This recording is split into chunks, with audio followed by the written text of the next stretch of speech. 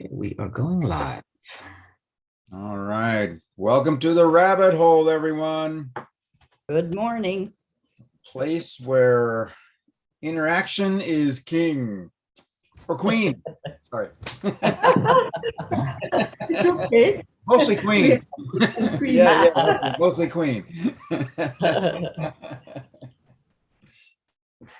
So is everybody, Jerry's having some odd weather where he lives. I've kind of come back to normal rain in Seattle. How about everybody else? I think you were talking about that before we got on. Oh, beautiful Yeah. here in Yeah. Arizona. Yeah, good. Here it's raining. Yeah. So some places are flooding, but it's getting better. Yeah. Yeah. So I've been praying there more sun so that the places that are flooded would get dried up soon. Right, for sure. Did have the two of you had a chance to watch the live stream from Thursday? Oh yes, I managed to finish it today. Mm-hmm. Mhm. Very good. Good. It's good, yes. Enjoyed it. I did years ago when I did a newsletter for a spiritual group I was in. I did a section on the power of words. So that all kind of rang true to me. Yeah. Just what they mean. Well, so I want to talk about that today because we are going to get into it even more for the next couple of episodes. For ancient civilizations, when we look at that, even then, the use of words was not only limited to the communication of ideas or feelings, which is really kind of where we tend to be as a civilization right now. But in ancient times, a lot of ancient civilizations, words were also an expression of force, right? Which could be manifested in real and concrete facts, right? If we look at the Egyptians, for example, they believed that the word possessed an intense magical power. And the priest used this belief to make requests and prayers to the gods. Even the Pharaoh himself, when he wanted something, he or she would command it through words. And these commands were immediately obeyed by men, so that the word of the Pharaoh, God on earth, because that's what the Pharaoh, represented, was creating reality day by day. And if we look at the pyramid, the text on the pyramid, there's even, a sentence, I am the great word, the Pharaoh. Right? So it goes back quite a ways. And in our society today, we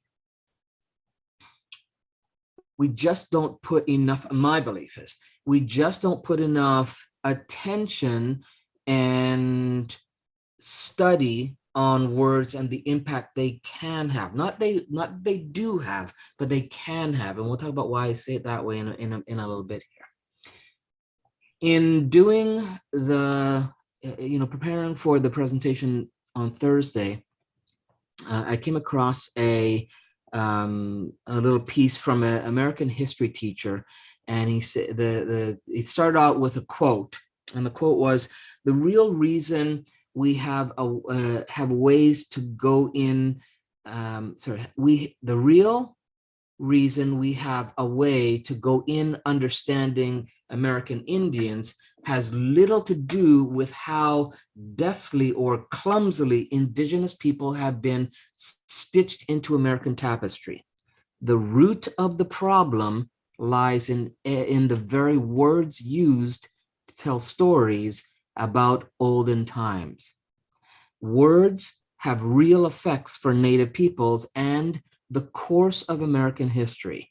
They were and are tools in the imperial project of relieving American Indians of their sovereignty and their land." Interesting. Right?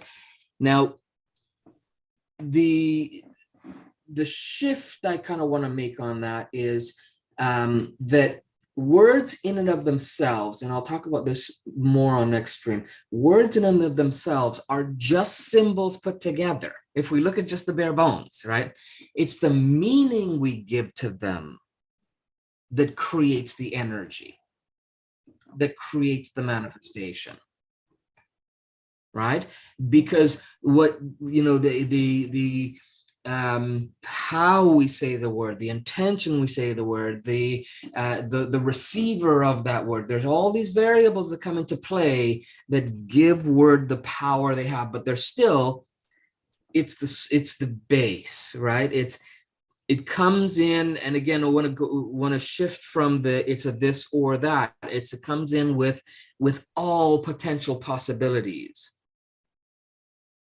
Because what one word means to one person could mean completely different to another, meaning one could take them down a negative experience. Same word for another person could take them to a completely positive, enlightening one. Right? That same that same historian that gave me that I got that quote from, he went on to say, the words we choose to write and say have great meaning and power. Whether it is politics or the media or the words exchanged between the parent and child, words are fraught with meaning and importance. The words we use day in and day out convey messages to others. And the classroom is no different, where what we teach and say to our students about the past and present is absorbed by the students and infiltrates their vocabularies. And this is where historians have a particular problem. We perpetuate fictions and stereotypes in language that we use to talk about Indigenous Americans and to describe their histories and cultures. In fact, our words such as the natives, Indians, tribes, bands, wilderness, hunters, nomads, massacre, scalping, and war party have consequences, no matter how unintended, because words become our students' own. It's how we tell our story of our reality, right? And so it's just, I think, such an important aspect of us as humans is this tool that we have, that we just, so many people just use it willy-nilly. It's just like they just don't have any consideration about the impact that it can have, whether it's text, whether it's verbal, or whether it's written. So, well, when you see the way that communication has been has mutated over the last decade, but this has been going on for centuries. But when people are having complete discussions in 160 characters, you're going to see a reductionism in the meaning as well. When you see, I don't know if anybody's ever read a text that's come from, whether it be a teenager or 20-something, you have to already know the glossary before you can read the text. And Gary and I, before we did the live stream, we were kind of joking as far as when we're looking at the progression of language and of words, because language started in picture form, and now it's come full circle into picture/emoji form. Yeah. And the popularity of memes, same thing, is people are getting all of their information from a meme. Hey, speaking of which, if you're watching this on YouTube live right now, drop an emoji in the comments to let us know how you're enjoying our streams. Also, hit that subscribe button, hit the thumbs up, and the bell so you get reminders from when we go live. Just thought I'd throw that in because timing worked. Exactly. So not next week, but the week after, we're going to go into some of the way that words have been used in the manipulation of the masses. And I kind of touched on it a little bit in the last live stream, as far as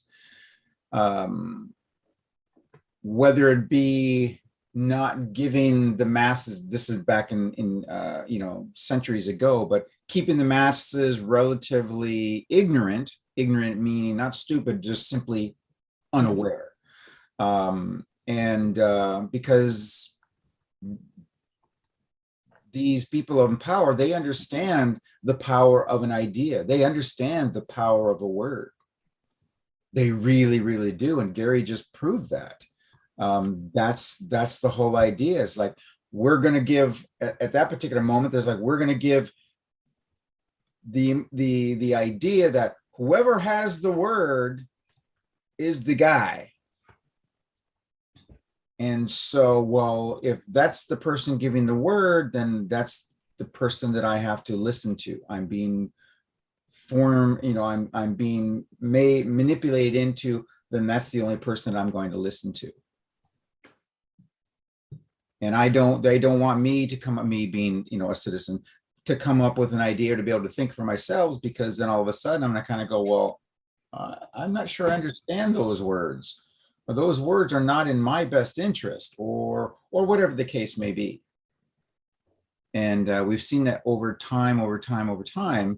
And the other part about this is that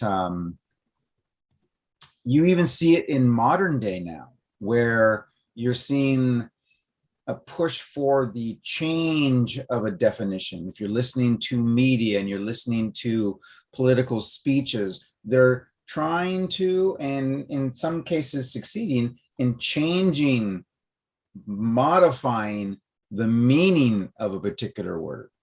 Which, you know, again, comes to what Ross and I, where we really kind of figured this out, you know, 12 years ago. Yeah. About that these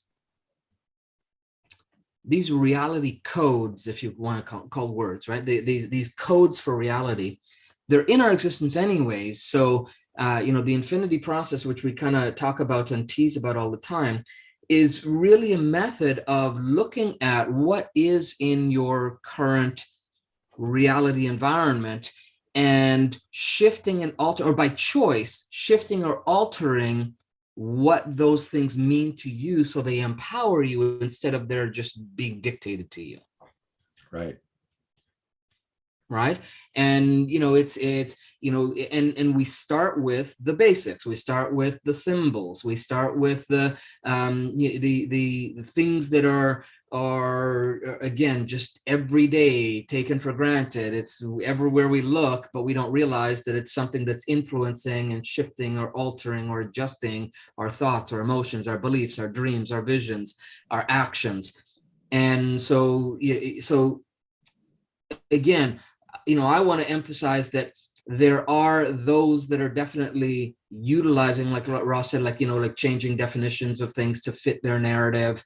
And then people buy into that new definition, and that becomes a new narrative, and that becomes a new reality, right? And but it doesn't mean you can't do that for yourself. It doesn't mean that, you know, you can't, you know, choose the definitions and the meanings and the energy and the emotion for every single word based on a story you want to live. Because that's what we teach how to do in the infinity process. Now, where this has become so powerful in these days, where this has become so powerful, is technology. Because, you know, 30 years ago, whatever, you know, we'll just use a politician as an example, because that's what's the top of my mind right now. A politician can begin to try and modify, manipulate the definition of particular words, and it's very slow in getting out, because you have to go to the newsstand or wait for the newsboy to deliver your newspaper. Maybe it's going to be on TV and such. But now you can do that, and it's hit 1 million people. And then you have software that can just keep the repetition going, to where ultimately that repetition, more than anything else, is going to just slowly start to change the course of the way that word is interpreted. And we took that same process and turned it in on itself to where, okay, granted it's there, but now you're going to get that repetition, as Gary was saying, but it's going to be your definitions, your empowerment, your inspiration. So it's very, very cool, but it's scary at the same time, because this is happening more and more.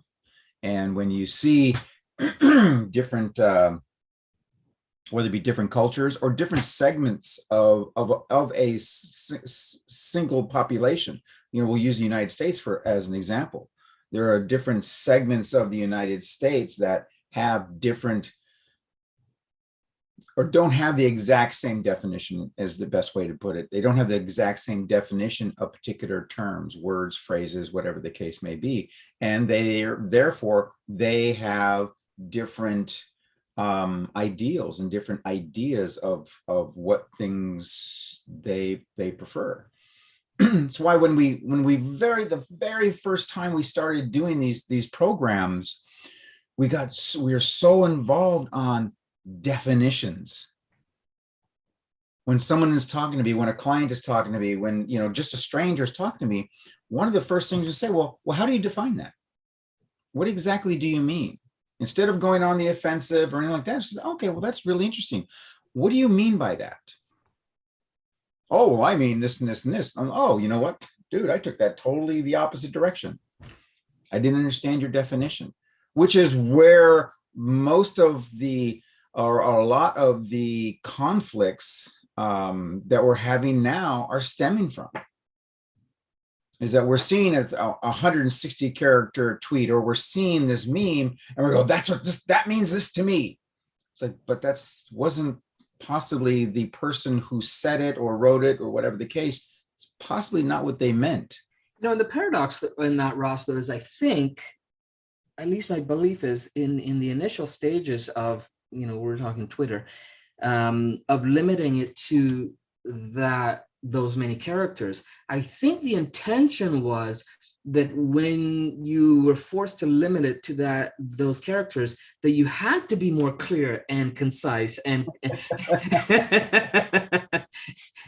least I'm not questioning the intent of all. No, I know. Yeah. But I'm saying it's just the paradox, right? That I think that was the intent, but it definitely is not the way that it's turned out. People are just not putting whatever they can in those characters, and with very little thought, and then sending it out, because they have an audience, and because they're lazy, and because they don't. Many of them don't understand the value and the power of words, and that the masses don't have the tools to be able to control what that impact is. Correct. And they also don't have, the masses also do not have the attention span as well, where that in certain circles that it's not even that particular individual that is sending out that message. It's a specialist, somebody who can craft, a wordsmith that can craft these particular messaging programs out, to where it's, sometimes they do it to just to get the attention. Oh, I'm gonna, I'll get a mention on the news because of this, because it's going to be controversial or whatever the case. And in other cases, you have, as I said, a professional wordsmith who is changing the narrative. They are manipulating or influencing, however you want to look at it, the way that the thinking is towards a particular topic or subject, and people fall for it. Well, it seems now we're using words to destroy people just by tweaking a little bit. We've always been doing that, though. Yeah, I mean, it just seems to be worse now than ever. Mm-hmm. I mean, can be, yeah. Well, again, pretty terrible. Again, because of technology, I can have a bad opinion about or a negative opinion about this particular person, and I can say it to their face, and they hear it or and such, and it's like, oh, okay, that's it, and then I can start the gossip, or hopefully it'll make Oh, it yeah. hopefully it'll make it to the Inquirer, but you're still limiting that audience. But nowadays, it's out there, and it's out Everything's the Inquirer nowadays. yeah, exactly. They set the model. Yeah, exactly. But nowadays, I mean, that can compound to the 10th power. And then it can continue day after day after day. And then it hits all these different mediums, Twitter, Facebook, 100 different social media platforms. Then it'll hit the actual news. Then it may hit a magazine or a newspaper, and it's hitting all these different modalities that people are gleaning their information from. So where do you think this is going to go? I mean, how do we get out of this type of a behavior pattern? So yeah, so the process. I mean, it's terrible. Because just as much as that's happening, Linda, there is also pockets of the opposite where what we're using is words, like where there's the Joe Dispenzas, the Tony Robbins, that's true, yeah. Just as much as that other stuff is happening, this stuff is happening too. We're just not seeing it on the same scale, because it's we're salmon swimming upstream is really what we are, right? Looking for the promised land. So as more people, we can reach more people. I was the narrative. I was listening to this great interview yesterday, and it was on the Joe Rogan show. I don't know if everybody's familiar with him. Yes, I am. Okay, so and part of this, because he was interviewing Crystal and Sagar, who have their own news program. They were on the Hill, and now they broke away and did their own, because they didn't want that that corporate manipulation to come down on them. They wanted to be very true to what's going on. And they talk a lot about this very, very subject of how your news stories and things like that are manipulated by big corporate interests or by political interests and such. And one of the things that have come up, and it's been coming up very regularly now in a lot of the feeds that I get, is that Joe Rogan's show is the most popular and the biggest podcast in the world. Yes, I've read that. Okay, it really is. Mm-hmm. So why? Because people are getting tired of the narrative. Exactly. It's how I feel. Yeah. And that's very, very true, is where when you can watch that show, and I enjoy it. I don't watch it every day because he does what's called a long form, where it's 3 hours long, sometimes 4 hours that's long. It's a long time. But he'll have guests on that really, really pique my interest. But regardless, though, people feel and have gravitated towards that is because they feel that they're just getting the truth. Yeah, they're getting an honest opinion. Right. And when you take the mainstream media, and this is where these people who have these news shows or these streams are gaining more and more ground and pulling it from newspapers and CNN and MSNBC and Fox News, because they're like, I just want to know what's really going on. I don't want someone's opinion, or I don't want a manipulated version of that. So, and this is all to answer your question, is I think people in general are going to be the answer. We go after the squeaky wheel gets the oil, and that works for a little while, but all of a sudden people say, well, maybe we should just get another wheel, because this is always squeaking and we're always giving it attention. And but I really do believe, when I was listening to this interview, I'm just like, I says there has been a shift, And again, Gary and I always take that 30,000 foot view. We're looking at the whole picture. And it's Yeah. like, oh, maybe people are going to be what's going to determine that. People determine the market anyhow. Yeah. Did you watch the movie or documentary movie Dope Sick? Have you watched that? You know, I have not. I've been That wanting. is I pretty just- incredible. I mean, I knew all this, Yeah. you know, and sort of in my, you know, my heart of hearts, I knew this, Mm. but to see how they played it out and what happened to these people and the people that were targeted with this Oxycontin was pretty astounding. And Yeah. how long they got away with it and how they got off with a slap on the wrists, really.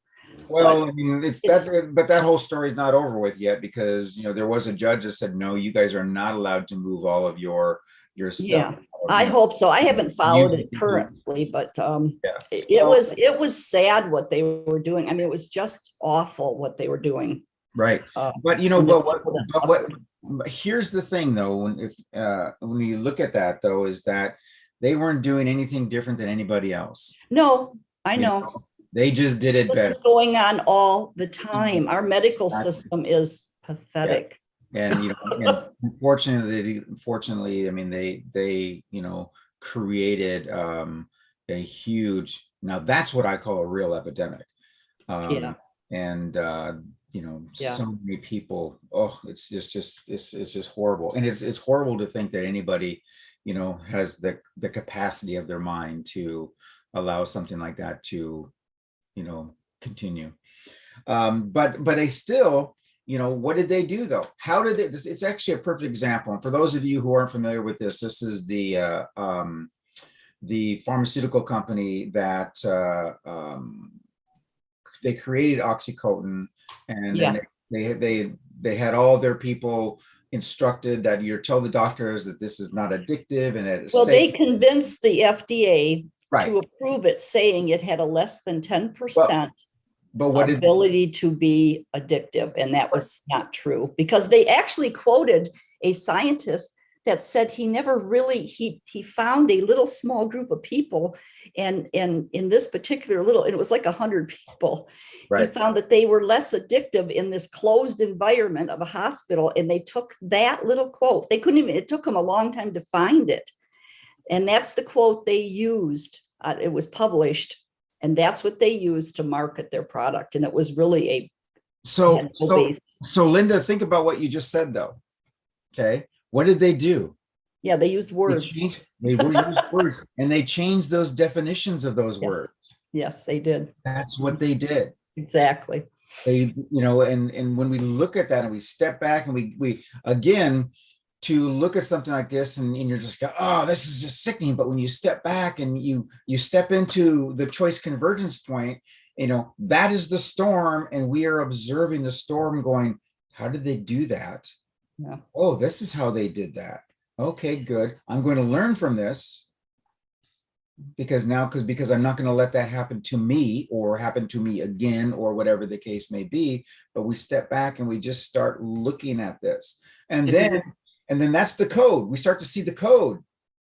Okay, we start to see that code, and then you're like, well, wait a minute. The code's being used here too. Mhm. I see it here as well, Yeah. and I see it here as well. And such, and then that's when the growth really starts. And so you asked about what the change component is, and the change component is that if more and more people don't accept those changes in definition or those meanings in definition, then they can't hold water. They Right. can't sustain, right? And that's again why we're doing what we're doing, so people can start to open their eyes and start to end their mind and their heart, so they can start to see and feel what's going on and say, hey, that doesn't resonate with the vibration of what I want to have as a reality. And the more of us that do that, the less that other stuff can come in and impact and create the reality that they're so adamantly trying to do. Mhm. And thus, again, let's go back to the example with Joe Rogan's show. It's kind of working like that. It is. It's like, It we're makes like, me no, so you know, happy. I'm getting kind of tired of this. I'm going to go back to somebody that I trust. Mhm. Now, Joe Rogan could go, wow, you know, making a lot of money off of this, and this guy wants to give me, you know, $500,000 or whatever just to say this. Yeah. You know, these are things, but he's in a position where he goes, that's not important to him. Yeah. You know, it really isn't. And that's his popularity too, because Exactly. it isn't. That's my point. That's my point, that he's remaining true to his morals and his standards. Yeah. And it was something else that came up in this this interview. And I, you know, Gary, I really should just try to find a way of snipping that out a little bit, because this really, really kind of surprised me. Because he's like, they were talking about something, I don't remember exactly what it was. He goes, well, I'm not familiar with that because I don't go out and socialize very much anymore. And they asked him, they said, well, how come? He goes, because people have a hard time understanding me these days.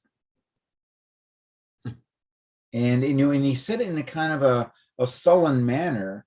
And like, well, what do you mean? He goes, I see things so differently than anyone else. Yeah. He goes, it's hard. The people that I used to associate with, I don't associate with, because we're talking, you know, we're on these, we're just missing. We just aren't getting each other anymore. Yeah. And I'm just like, huh. Can I say something here? That's exactly what I was thinking about this morning. I said, I'm so glad we have this chat on Saturdays, because I'm really starting to feel a little alienated from the conversations don't have a lot of meaning. Yeah. I try. Yeah. My one friend thinks I'm a little wacky. And I, you know, when I try to say, you know, think a little outside the box here, you know, and they like that box right now. You know, some do. They just want to stay in it. And I'm in an over 55 area. So you got a lot of people stuck in the box here. But You know, I try, and I'm going to draw myself. I'm going to get a group. I'm going to manifest a group of people. Okay. I feel like I will. Yeah. And that's my intention, that we can spend some time with this and see what I'd like to get together a healing group is what I'd like to get together. Yeah. Hey, get them all on this call. Get them all on this call on Saturdays. Oh, I will. But you know, so here's a great little test for you because of what you just said. Think of a television show that you really liked 10 years ago and go back and watch it. And I've done that. And see, and just see if it's just like, if you don't sit back and go, why did I like this? I know. You know, I used to like all the medical shows. Yeah, but it's a great test to go, wow, you know, what, and then, you know, then you can ask yourself, what in me, because the show's still the same. Yeah. Just your perception of it has changed. Same with a book, right? It's if you go back and read a book back then, you're like, what the heck? But the words didn't change in the book, you changed. And this comes back to, again, what I said is that we as individuals, if we empower ourselves and we empower those around us to understand that the words themselves don't have power. It's the power we give them based on the definition and the energy we invest in it. Exactly. Right? Can I tell you one little story that I had happen, or something in my personal life? My son suffered from severe depression episodes. He'd been in and out of the hospital a few times, and he was really having a hard time. Yeah. And this was just about a year ago. I says, you know, did you ever think that you could just tell yourself you're not depressed and see how that goes? And I got him Joe Dispenza's book. Nice. You Are the Placebo. Nice. That's a great one. He actually listened to the book Mm-hmm. on his way back and forth to work, and he decided to tell himself he's not depressed, and he is not depressed anymore. Nice. He is so excited, and I'm starting to see him manifest things in his life. It is like worth my whole life to see this happen. I can't even tell you how excited that made me, because he suffered for a lot of years. Yeah. And it was just a story he believed about himself. Or others told him. Or others, others told him. And, he says the medication never worked. He couldn't, Yep. everything he did, he went to therapy. They just convinced him he was worse than he was Yep. because they would tell him he had severe anxiety and he had Yeah. this and he had that and he had bipolar and on it went. Yeah. And it just became awful because he was buried in this hole in his life, you know. And then he went through a horrible divorce, which really sent him spiraling. And that's when everything got really bad. And this came right in at such a beautiful time. And I'm just so happy and thankful that this happened. And it was just telling himself Mhm. the right thing. And that's, I mean, can't say enough about that. And Well, that's words. Just this morning, I was listening to a TED Talk, and there was the speaker was a hypnotist, and she was telling the story of her sister who died in a car accident, and she the hypnotist she wasn't a hypnotist at the time. And hypnotherapist is actually what she was. And over the course of months, she started having these seizures and these physical ailments, and which ultimately put her in a wheelchair. Wow. And she was completely incapacitated.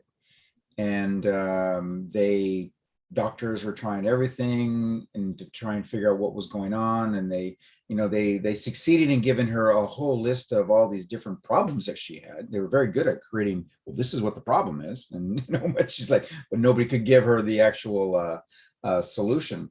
And so in the course of this process, they put her name in to be accepted at the Mayo Clinic for treatment. And there was I don't recall the name of his name, but there was a hypnotherapist there that worked with her, and very, very much the same thing. He just had one session with her, and he just said, you're not hurt. Your sister is fine. And he goes back to what Gary and I speak a lot of too, is, he's like, this, we're all energy.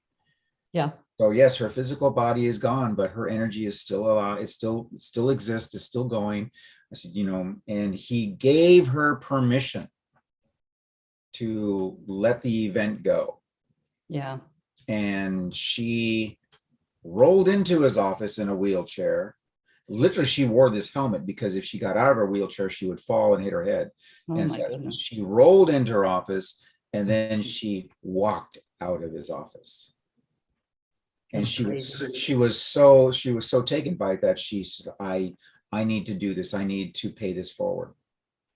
This is amazing. And it was a great story, because she's like, all he did was talk to me. All he did was use words. Yeah. Yep. And I'm just like, yeah. I said, that is exactly how it was. A great story. Gary, I'll send you. And that's the craft of a good hypnotherapist, is that understanding the specific words and the formulation of those words for that particular individual that will have the most impact. Right. Yeah. Right. When you can do that as a hypnotherapist, that's when you get transformation. Mm-hmm. Yeah. When you go into it thinking it's just a script you got to read or a technique you got to do, then you're not getting real transformations. You're getting, just band-aid solutions that, end up coming back as problems again, and sometimes worse. Yeah. I think the preachers, the very good preachers, they really use words to influence so many people. Yeah. I mean, it could be the good things as well. And then you have also groups that are bad as well. Yeah. So, it's just that many of us growing up don't understand that words could do so much good or so much damage to us. And we just take the words, as you said, many of us take the words too lightly without realizing that it's actually affecting us. But with the realization, and so much good can happen to us, so much beautiful things can happen to us It's just like when we read poetry when we're young, we just feel that, oh, the words are so nice, and we read and we feel good. But we never realize that if we were to use the words to redefine how we are and what we're going to be, we could actually reach our road to success faster and earlier, and also would be able to know how to navigate when there are others who say words to us, and it could have hurt you, but it doesn't need to affect you if you're true to yourself. But it's just that we don't know how to navigate. We don't know that these words are actually used negatively on you. If we have this understanding much earlier, there's so much we could grow, and also discount those things that don't matter. So it's really wonderful to be aware and to be conscious that it affects so much. It's so much part of our life. Yeah. Mhm. Well, in going off of what Gary said as well, is that it's not so much that a person or people or entities are using negative words. They're just using words in a very thought out, specific order. Because if you use negative words, yeah, then you're going to what? Who are you calling? Whatever. But if they manipulate it a little bit, they tweak it and they put in other words, use different definition words, and they put them in a specific order, it's going to get you the same effect. So if I could say that, you're a piece of garbage and you are just, blah, blah, blah. And you're like, oh, and your defenses are going to go up. But if I say, well, most people, in this situation, might be unworthy of, this or what that. It's just like, it's a little more subtler, but it has the same effect and just knocks you down. And that's what I see. I mean, going back to what I was saying to Linda, as far as go back and watch a TV show, I remember when I've never really, when I drive in the car, I never really listened to music per se. I always listen to like talk radio, or now I just listen to audiobooks, and it's just like that. Yeah. But I remember when there was a shift in my life, when all of a sudden these different talk radio hosts, I just kind of stopped, and I would just like, what? I just can't listen to them. But I mean, this was I feel like my brain cells start to die second by second. I can't. This has got to be longer than 20 years ago. Yeah. It's going to be more like 30 years ago. But I remember there's just this moment, and it happened very, very quickly. I'm just like, what? And it wasn't just one. I'm just like, oh, I would change it to another. I'm like, what are these people saying? Yeah, the dribble they put out of their eyes. You do, but you start to hear the undertone of it as well, and it's like, no. And it's and it's very prevalent in the world today. Gary's the same. I mean, it's like I can't even sit and listen to the news. I can't. My wife likes to watch some of these talk shows in the morning. And every once in a while, I'll go into her office with her, and I'll have we'll have coffee together, and I'm listening to this. I'm just like, you need to turn this off. Oh my gosh, these people, this is all scripted. Yeah. This is not just talk. This is not just, a group of women talking. This is scripted. Yep. I can hear it. And they say a lot of dangerous stuff. There's dangerous undertone message that you can just hear. It's there. It's the code. It really is. And I can hear it, and then I can start to see the code, and I'm just like, whoa, what the heck? I mean, I thought this was just, there's one that's pretty good, because they just, they're just women rambling, like, okay, they're just having, they're just gabbing.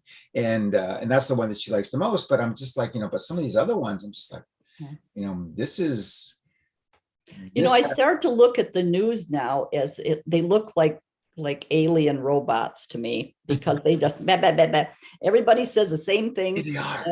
And it's like you could turn to any channel, the exact same thing's happening, and they're just, there's nothing going on there. I mean, I can't stand it. I won't watch the news. Yeah. So what makes It's us, not even news. what I- makes the general public so susceptible? Is it the lack of awareness? Is it the lack of discernment? Yes. Because certainly the program is working, because there are so many that just, that's the media, the talk shows, the this, or that. That's where they get their information. Well, I So- think but that goes off of what we were just talking about, is that it's not working like it used to, Right. because Right, I agree. people I are agree. becoming more aware, and they're realizing that they are kind of being, channeled or funneled down a particular narrative. And that's where I was saying, where Joe Rogan is becoming more and more popular, because people are like, no, I just want real, true to life communication and information, with good or bad. I just want the real stuff. And that's why, where you've got Rogan, who has, he has 25 million people listening to his podcast. I mean, his numbers are crazy compared to a fraction of that on all the other cable channels combined. Exactly. So what does that say? It says that people are kind of becoming more aware. They're kind of going, you know what? I mean, if you look at the way that the media kind of manipulate a lot of the news cycle over the last 5-6 years. And it didn't just start 5-6 years ago. It's been going on, but they just ramped it up so much, and people are just like, I'm done with this, because it became so apparent. And so people are getting tired of it. So you're going to see, I think I'm expecting to see something different. Somebody trying something different. I don't know what it's going to be, but it's kind of like, I look at this aspect, and I look at the last 10 years of history, and looking at it, it's like there's a wounded animal, and it's backed into a corner, and it's trying everything to get free, to get out. And it just keeps failing. Oh, that didn't work. I'm gonna try this. I'm gonna try this. I'm gonna try this. It's just because it's flailing, because people are just like, no, I'm done. I'm done with you. Yeah. The media, though, isn't going to suddenly become filled with integrity. That's not how they make their money. They know that fear. They know that fear sells.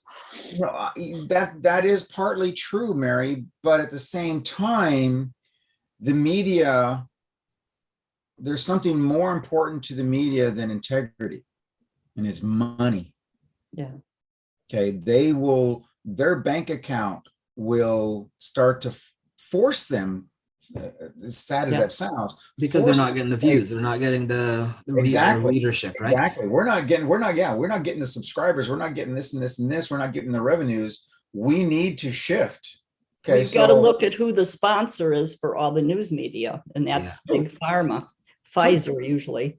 Yeah. And that's who backs them. So they've got their own narrative. They want you to take their medicine. Yeah, exactly. Okay. So, but they're not biased at all. No.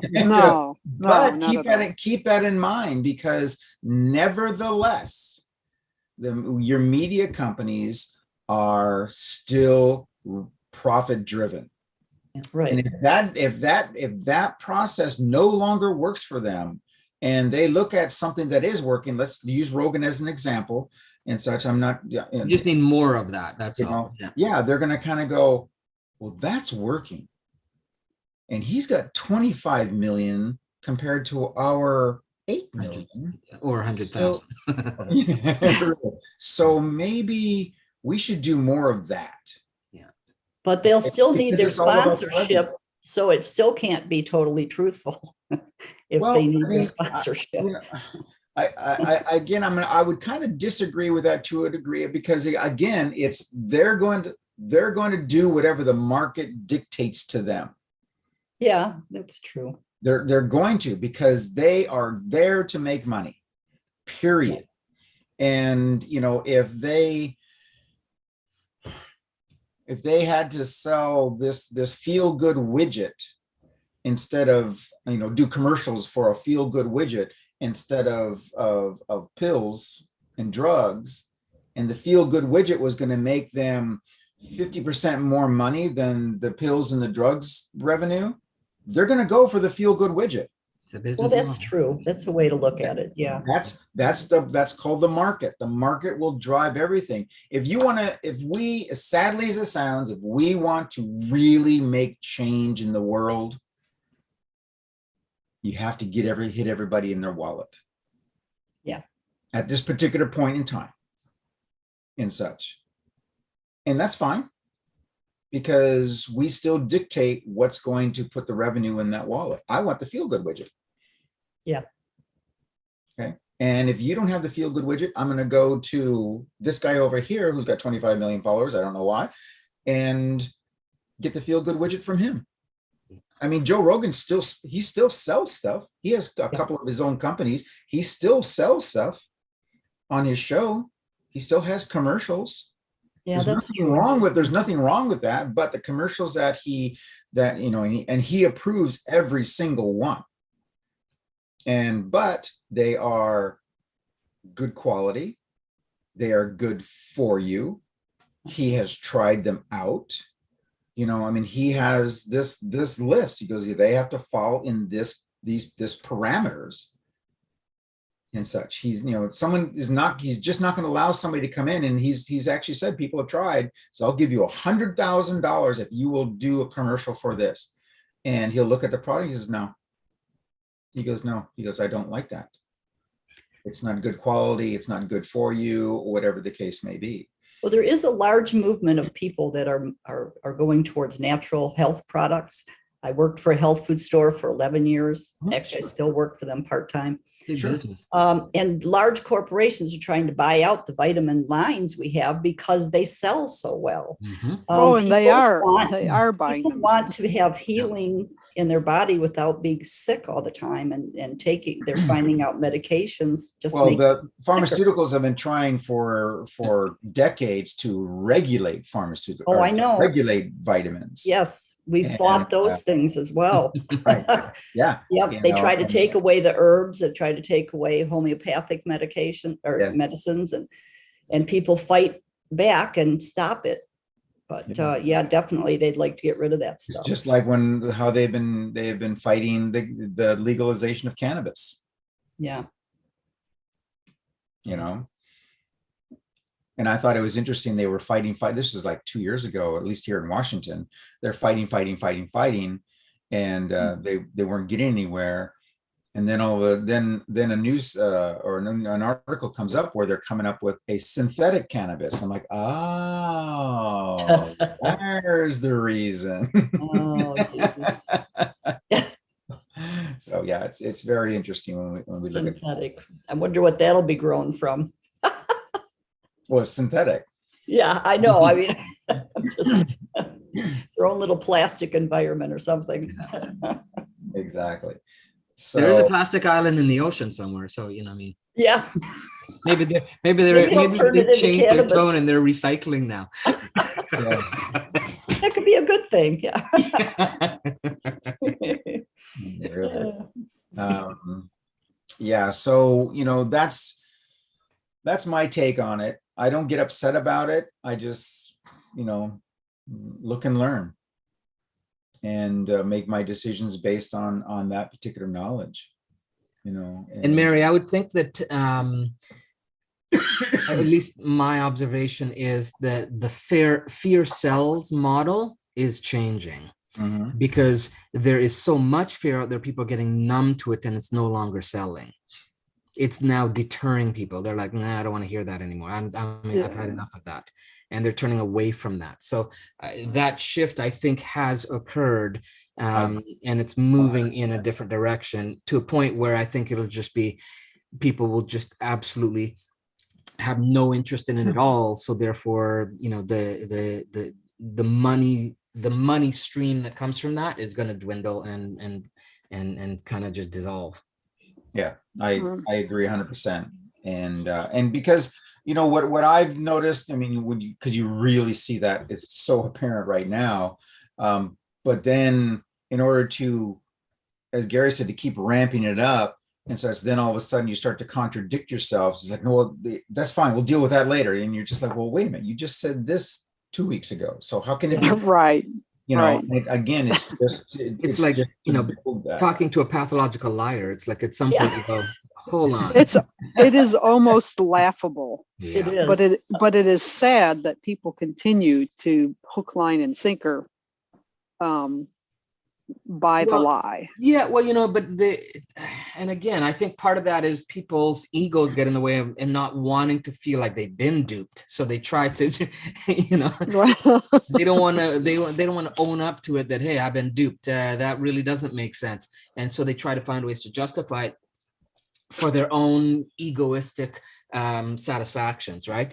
But again, sooner or later, they enough of it will come out and enough of it will show up that then they go, okay, fine, I gotta concede and make that shift. But it'll take time, and I think we just gotta be patient, and stick with the vibrational frequency that comes from the heart, and knowing that those people, they are doing the best they can with the resources they have, and to have compassion for them, and to understand that what they need is not people pointing fingers at them or conflicting with them. It's people giving them opportunities to step into a choice convergence point to say, hey, there's other choices here. Yeah, there is a I choice understand that. Yeah, and I think that's what we want to really emphasize and focus on is always looking at how do we empower people, regardless of how disempowered they've seemed to be living their lives or seem to be choosing to live their lives.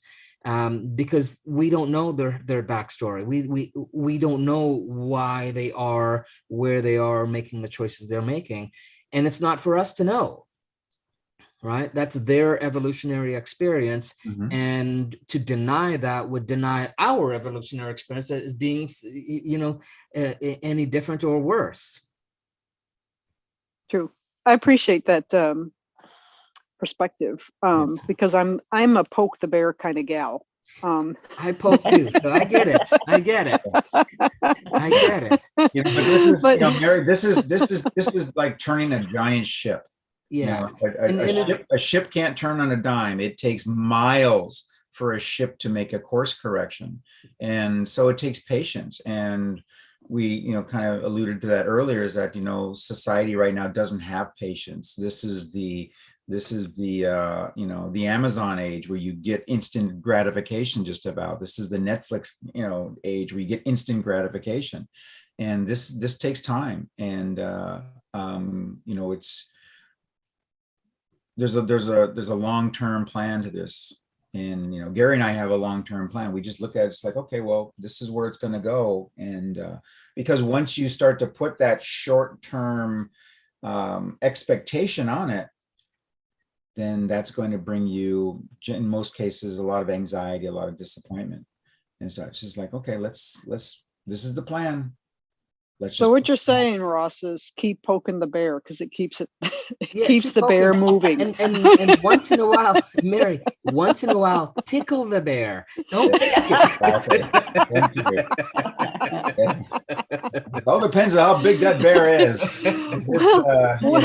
Is this Yogi Bear we're talking about, or is this Well, you all know that I deal with horses, and oftentimes you'll have one, and I've got two pretty big guys at my house, and they're 1,200 and probably 1,300 pounds. And every now and then you just kind of have to keep asking. You keep touching. The touch gets a little harder with each progressive, because you're standing over the top of me and I need you out of my airspace. And they, sometimes you have to poke really hard for them to sort of decide that they're going to move off what they're determined to get to.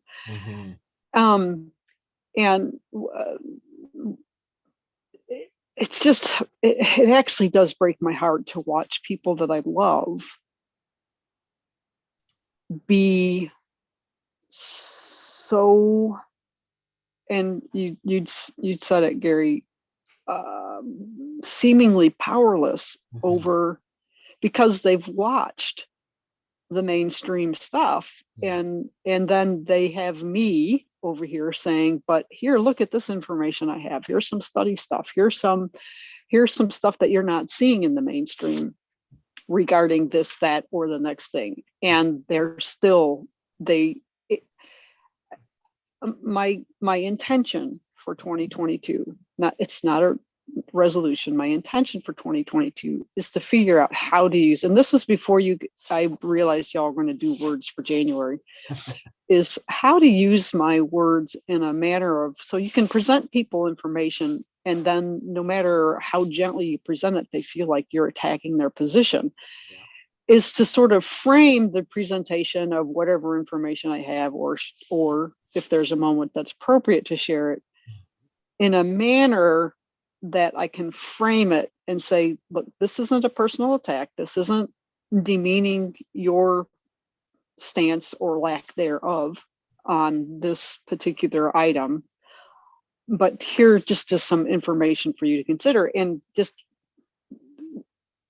words have been,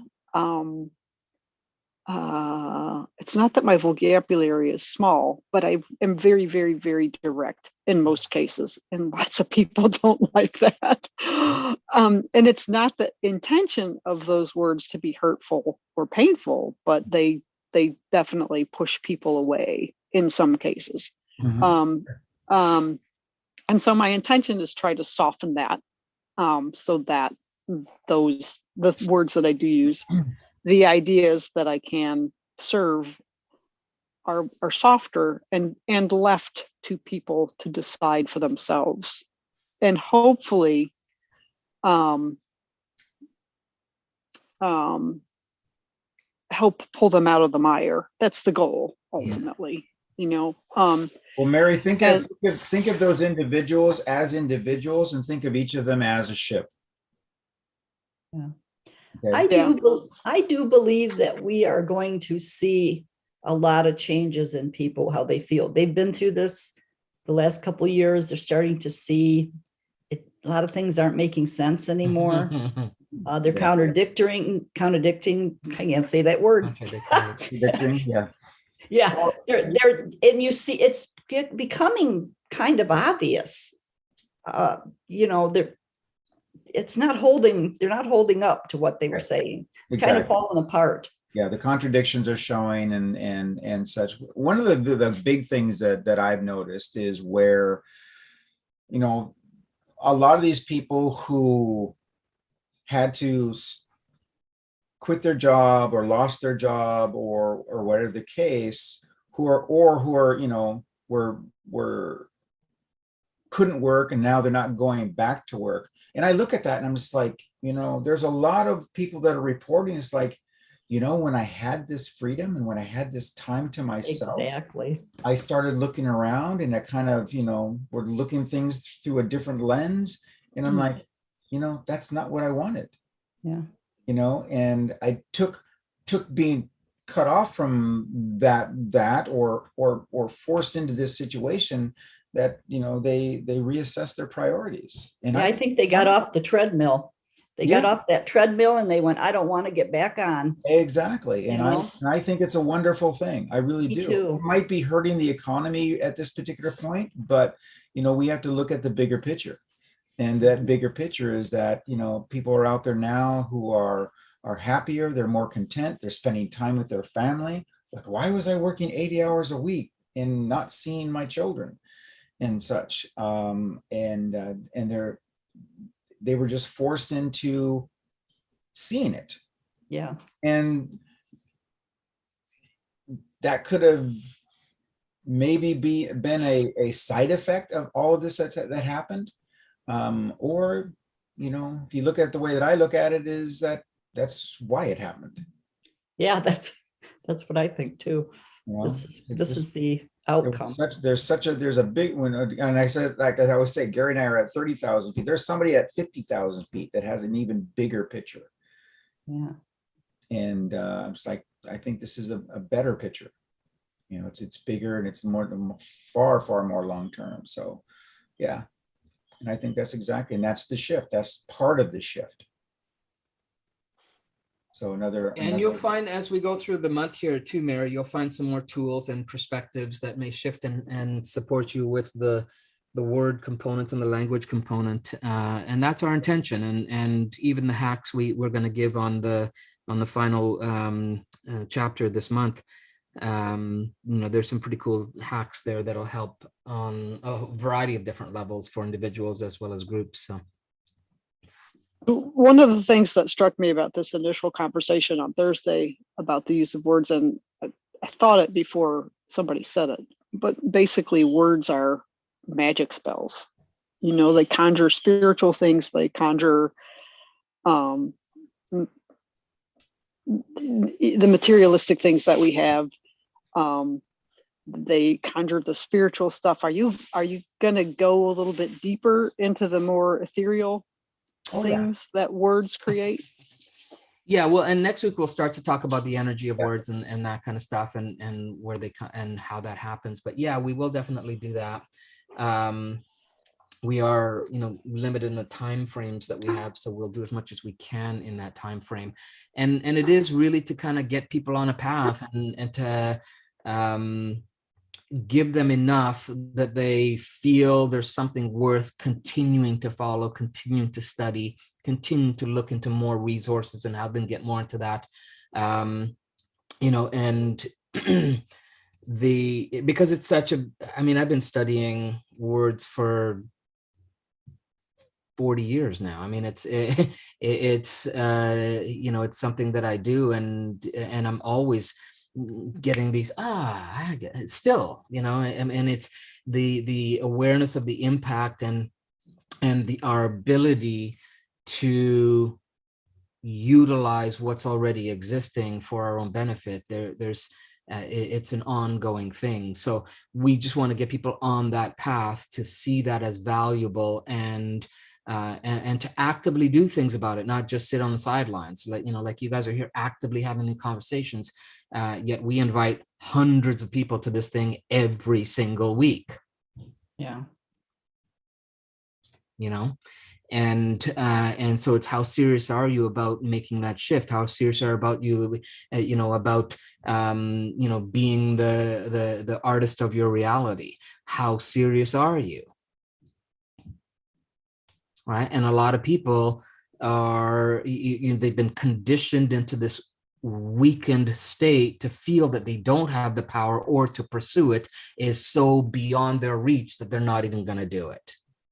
Yeah. We want to close that gap by giving these little things like, hey, yeah, if you just change your word from this to that, try that out. Check it out. Here's the hack. It's simple. All our hacks are super simple and easy and under 10 steps. So, I mean, it's like, it's not a lot of effort. That's the beauty of it. You break it down. To me, by following, I went back and started your Thursdays from the beginning. I think I'm on 18 now. Nice. But what's taking you so long? Down, if you break it down so it's manageable for a person to make subtle changes and to go along instead of saying, I've got to change everything I think right now. You can't, and then you're overwhelmed. Totally. But by following that and just following what you're saying, the hacks, you slowly make your changes. Yeah, it becomes the ocean liner. We're making 1 degree shifts. Right. 1 degree shift. If you're doing a flight from LAX to Hawaii, a 1 degree shift will take, if you don't recourse back to where you initially started on, a 1 degree shift take you 600 miles from your destination. 1 degree. Wow. Right. So. Mm-hmm. Yeah, and it's you kind of hit on the head, Linda, is that people, I think truly people want to change. But there are obstacles. People are afraid to change. They don't think they can change. Yeah. They want to change like instantly. Right. And I think there's people out there, not all of them, just some, that see what we're doing, like, well, they've already prejudged. Well, that's not going to work. Yeah. Again, well, they want that instant. They want the pill. Yeah. And it's just like, and it's just like, well, that's, that's too small. That's just not going to make any difference, when sometimes that too small, that one word or that one, sentence of words, which is the whole idea behind the hypnotherapist I was listening to earlier. She goes, I couldn't believe it. 4 words devastated my life. And that they were, your sister didn't make it. Yeah. 4 words devastated my life, and 4 words gave me my life back. Yep.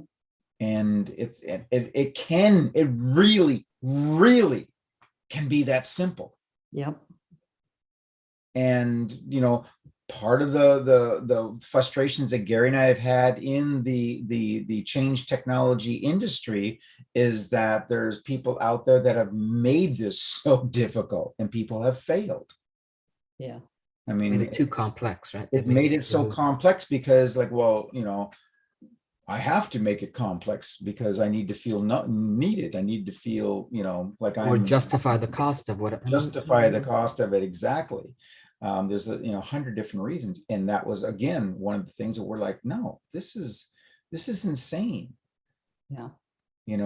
And so anyhow, that's kind of where we came from. And this month's live streams are going to really, really show a lot of the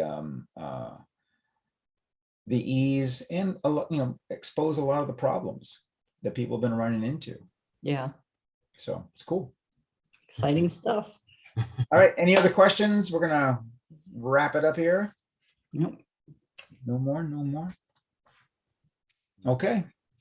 Arjun, you can get back to watching the rest of it and Yeah. let us know what you think. And I enjoy it, and I know it is super, super duper good. And I only wish that more people will be aware of it, that just by understanding the definitions, the words, so much they can change their mindset, their thinking, to be in a happier state, and you don't need all those words that have put you down. You can just change that. And it's so simple, really so simple. totally. So is. such a beautiful formula that we need to push it out to more people to let them understand. And yeah, beautiful. Agreed. 100% agree. Have a beautiful sleep. Yes. All right. Yeah. All right. Well, thanks everyone for showing up, and we will see you on the next stream. Have a good Mary. Have a weekend, good everybody. day. Bye-bye, Jean. Bye. Bye, Linda. Bye. Gary, Ross, have a great day.